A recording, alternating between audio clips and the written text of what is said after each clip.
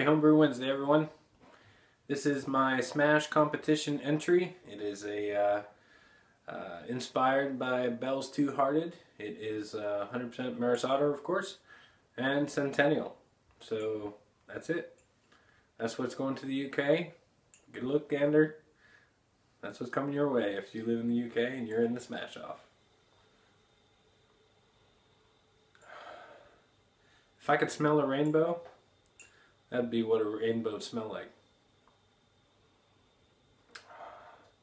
It's only about 54 IBUs, so it's not like a big old double IPA hop bomb, but it's just enough. It's like a hoppy pale ale. Just smells fantastic. So, cheers.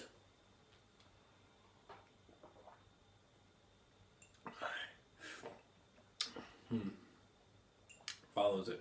So this weekend, had a pretty busy weekend, had kids' birthday parties, but besides that, I was able to brew up a porter on Sunday.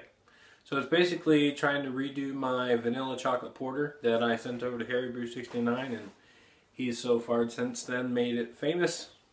Maybe, I don't know. I really like it. It was a using cocoa nibs, vanilla beans, all in the secondary, and it worked out great for me. This time I'm going to change it up a little bit because first I want to take into account, what I'm going to be doing for the SJPorr challenge, and these beers I'm actually going to be using to experiment with that. So it is a robust porter.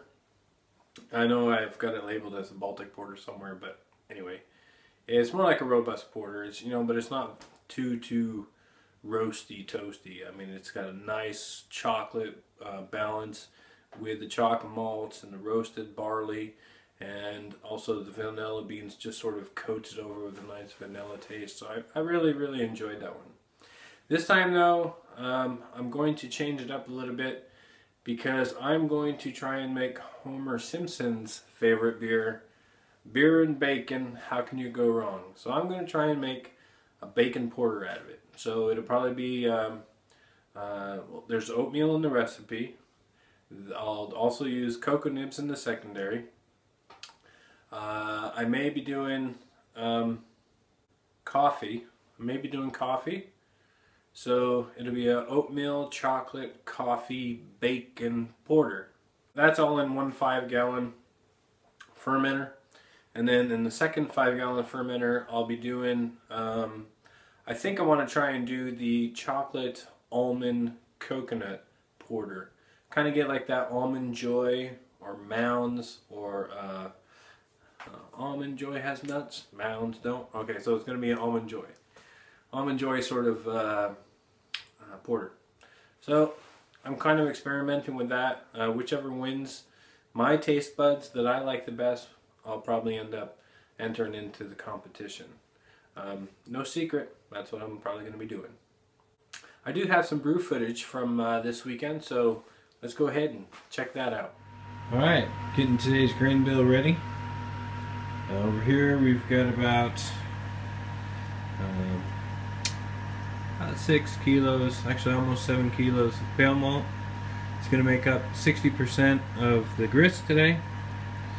Over here we've got 1.3% black patent. Over here we've got about 3% chocolate malt. Down here we've got some flaked oats. That's making up for about 6%. Over here we've got Cara Munich. That's about 11.5%. On the other end we've got Melanoidin, which is making up about another 6%, and then also some wheat malt,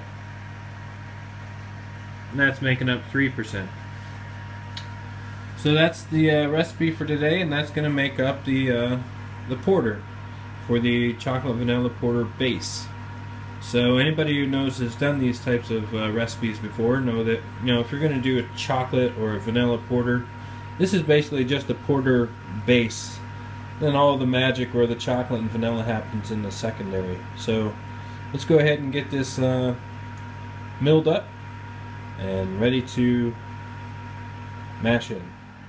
So there's today's grist all chopped up, looking pretty good.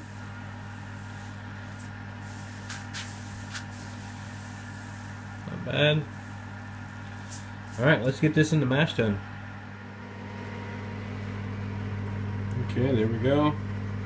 Mashed in, comes up almost to the temperature gauge. And then I'll go ahead and just throw these oats on top.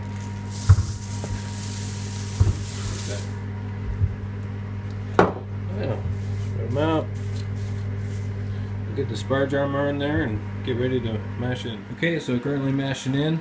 I've got the grains in the mash tun, and the HLT is currently emptying from, it was about 13 and a half, 14 gallons, coming down to 6, which is right about here. You can see the water level dropping. It's right up there. And so it's coming out of the HLT, going through the pump, out of the pump, over into the bottom of the mash tun. And over here we can see the mash tun slowly rising.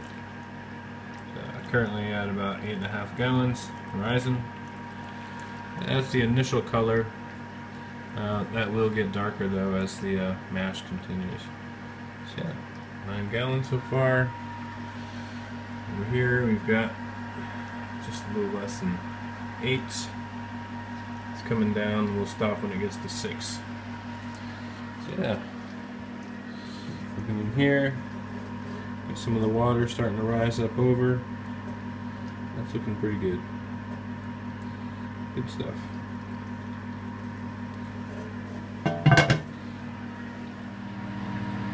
Okay, so the porter's rolling through.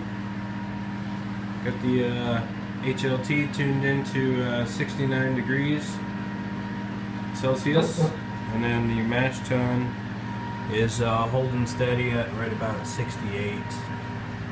That's right where I want it. We're about 40 minutes into the mash. Color is looking phenomenal. So that's looking like a really good porter. And yeah, looking pretty good.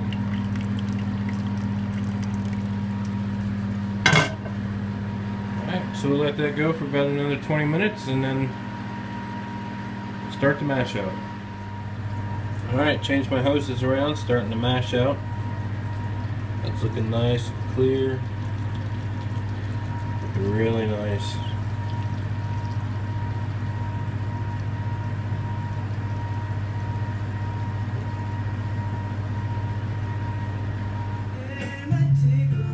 Go to check the weather.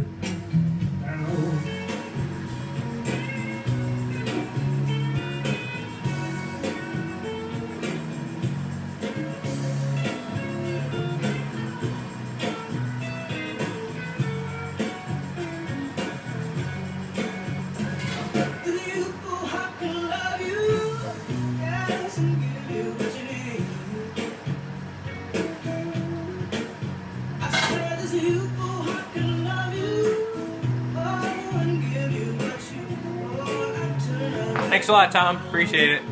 Good tunes, man. Alright, here we go. We've just went past hot break. Still listening to New to Homebrew Tom on his cast. He's about to hand over to Harry this Sunday afternoon after Harry's been working in the garden.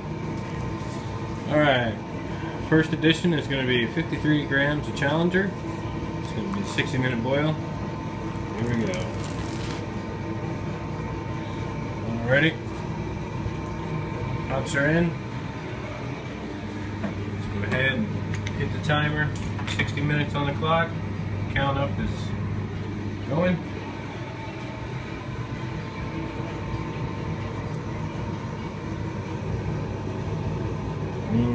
Nice smell. Good go. Just give that a little stir around.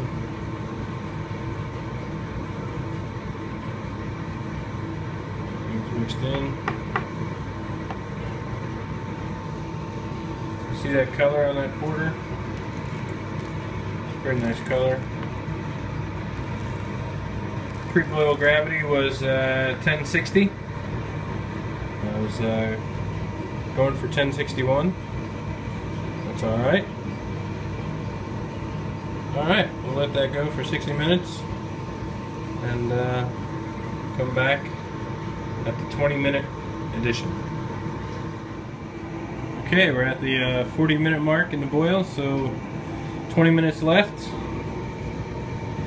Time to add in the Willamette. 20 minutes, got 80 grams. Here we go, don't be shy. And that's it. That's all the hops for this brew.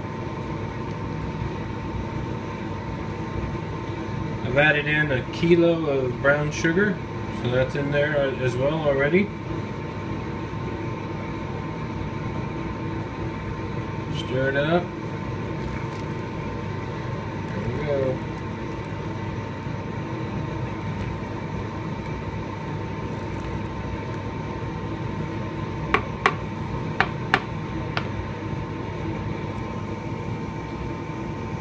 Five more minutes and we'll put it in the Warflog tablet. Alright, so here we are about 24 hours later. Both of the porters are doing really good. I've got two WLP002s, the English ale yeast inside each one, so there's actually 2 in here and 2 in there. Instead of doing a starter, yeah, it's a little bit lazy. And then, yeah, so it's doing really well. Brew day was pretty good. Other than that, I've got the orange creamsicle up here.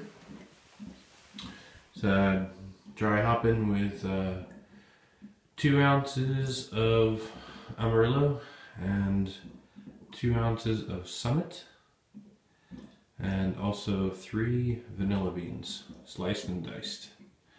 Yeah, so that's doing pretty good. And over here is the Munich and Centennial Smash that had some sort of phenomenal flavor profile. So I pitched the Brett Borks Trois into here. So you can see there's building up a culture on the bottom. So it's pretty good these days. Just started to form these bubbles on top. So before you see the white patches, which I thought was like, you know, just CO2, which it probably is, but then there's these larger bubbles that are starting to appear on the top, which kind of makes it sort of interesting. I hadn't seen that before. So any of you sour beer guys, if this is completely normal with Brett, please let me know. Sorry there wasn't more footage, but you know, it was a tiring Sunday. That's all there was. So I want to give a big shout out first to Sully of Sully Beer Kits. I'll put a link down to his channel below. I understand that this weekend's Homebrew Wednesday is going to be very interesting because he had sort of a dare hooked up with Kevin Clements of Clements Homebrew. I understand there's some sort of competition or understanding between them that if Sully does a certain thing in his Homebrew Wednesday, Kevin is going to sort of contribute something or do the same thing. I don't know. It sounded pretty interesting. But go ahead and check out Sully. In addition to that, I want you to go ahead and take a look at the Iowa Carver. Iowa Carver Corey, he has a lot of cool things going on. Guy's like a master carver, wood carver. So he's got a lot of very interesting things going on there. Also plays guitar. Can't not like a guy who plays guitar, right? I mean, come on. So he's got a pretty nice collection. Have yet to hear him actually play, but he's got some nice equipment, so that's cool. That's all I've got going on, guys. Also want to say that there's an update on the SJPorr competition, that the dates for the European Union, for Scandinavia countries, we've got Germany involved now, we've got Sweden, 2 guys in Norway, there's Taxi Aki Taxi down in Italy, and we've put up some information on a few other forums, so hopefully we'll get a few more guys interested. So I'm really looking forward to about 10 to 15 people participating. I think that would be like the perfect number for the EU for this year. And so I'll update more on that as we get new information. But when it comes to the brewers who are competing now, the dates that we've got established is that from June 16th to June 30th is when you'll send me your beers. Now I should have those no later than June 30th. So, you know, mail them to me June 16th to like June 20th. And if you're in EU, then I should have those by June 30th, no problem. What I'll be doing is then redistributing them and have them sent out by July 7th. And then you should be receiving them within 7 to 10 days after, and that will give you until August 4th to go ahead and review the beers. So then you have like 2 to 3 weeks just basically to review all the beers, like, you know, 3 or 4 beers a week. Just review them, score them up, submit it, and then we'll find out who's the winner. So June 16th to, let's say, June the 25th. Send those to me.